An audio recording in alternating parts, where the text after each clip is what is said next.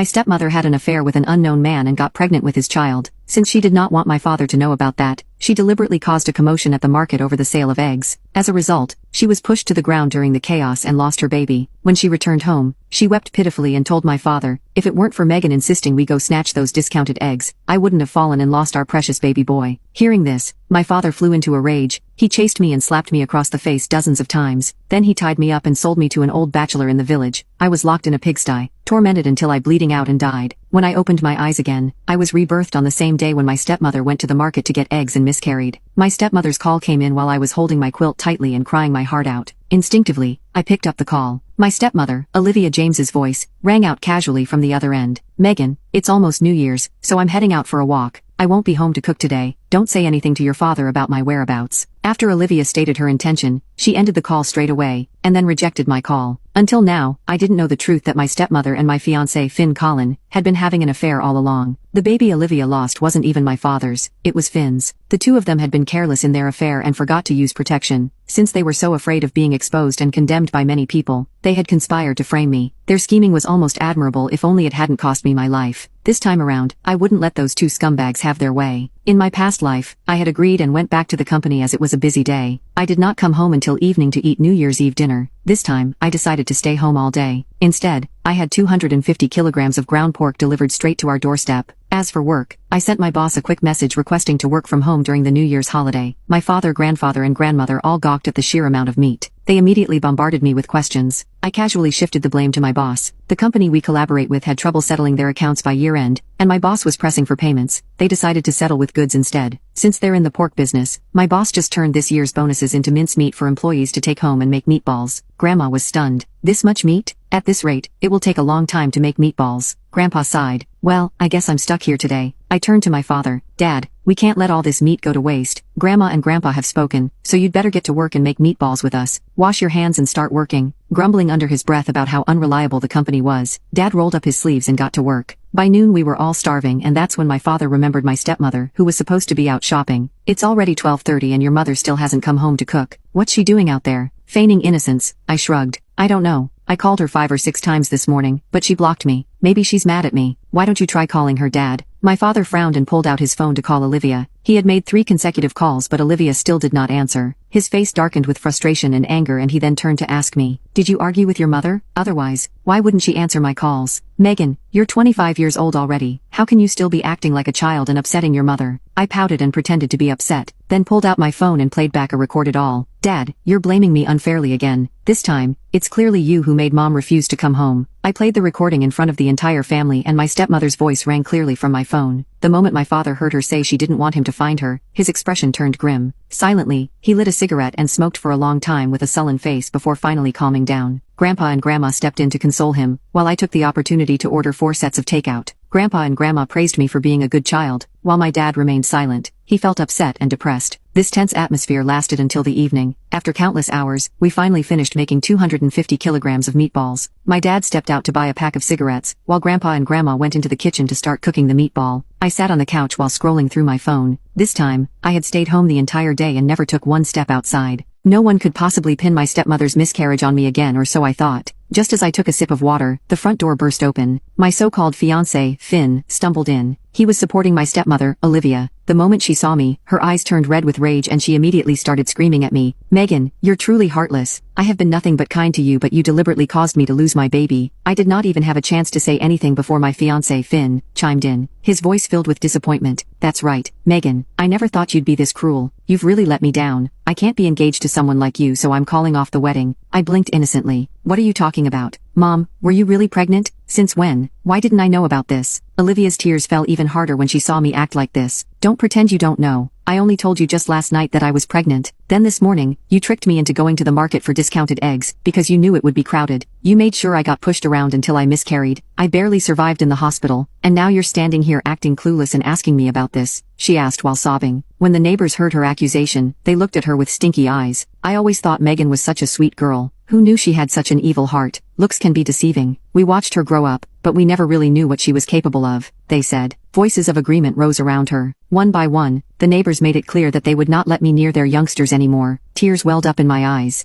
However, this time, they weren't from helplessness or despair like in my past life. No, this time it was from excitement. Seeing my reaction, Olivia assumed I was scared of her accusation, so she became even more dramatic and painted me as the evil villain to anyone who would listen. Meanwhile, my fiancé Finn didn't even give me a chance to explain. He grabbed my arm and forced me to kneel before Olivia. Not only have you failed to honor your stepmother, but you also caused her to lose her child. You have to apologize to your stepmother and make amends. As a woman, you should obey your father and then obey her husband after she got married. So, as your fiancé, it's my responsibility to teach you a lesson. With that, he yanked my hair and forced me to bow my head. He pushed my head and forced me to bow 7 or 8 times in a row. He held me so hard that my head hit the floor with loud, painful thuds. Blood trickled down my face, but Finn acted as if he didn't see it. Instead, he took it even further. An apology alone isn't enough to make up for the loss of a child. There has to be material compensation as well. Megan, hand over your year-end bonus so your stepmother can buy nutritional supplements. And while you're at it, sign over your new apartment to her so she has a comfortable place to recover. Only then can you truly show your sincerity in making amends to Auntie. Hearing Finn's self-righteous speech, I couldn't help but laugh in disbelief. The absurdity of the situation hit me, but at the same time, everything became crystal clear, that it was obvious Finn and Olivia had teamed up against me. Not only did they want to get rid of me, but they also had their eyes on my year-end bonus and my property. When I realized this, I did not hesitate anymore. I leaned forward and spit directly at Finn's face. Pfft. She only lost her bastard child, and now you think you can take my year-end bonus and property? Where do you get the audacity? Both Finn and Olivia were momentarily stunned, but soon their shock turned into fury. Olivia started sobbing dramatically. Finn, stop talking. Megan has never liked me as her stepmother. She'll never listen. Forget it. A stepmother is unwelcome no matter where she goes. Outsiders despise me and now even my own family wants to harm me. If I had known this would happen, I would have rather died. Seeing Olivia make a show of running towards a tree to bang her head, Finn immediately grabbed her and comforted her in a soft voice. Auntie, don't be sad. I already called Uncle Thomas. He'll be here soon to set things right for you. After all, Uncle Thomas is the head of the family. Everything he says is the law. Megan has to obey him. The gathered neighbors nodded in agreement. They stopped what they were doing, brought out their stools and sat in front of my house. They were waiting for my dad to arrive. Olivia must have never expected that. At that moment, the person who wanted my dad to arrive the most wasn't her, it was me. My dad had only gone out to buy cigarettes and before long, he returned with a cigarette dangling from his lips.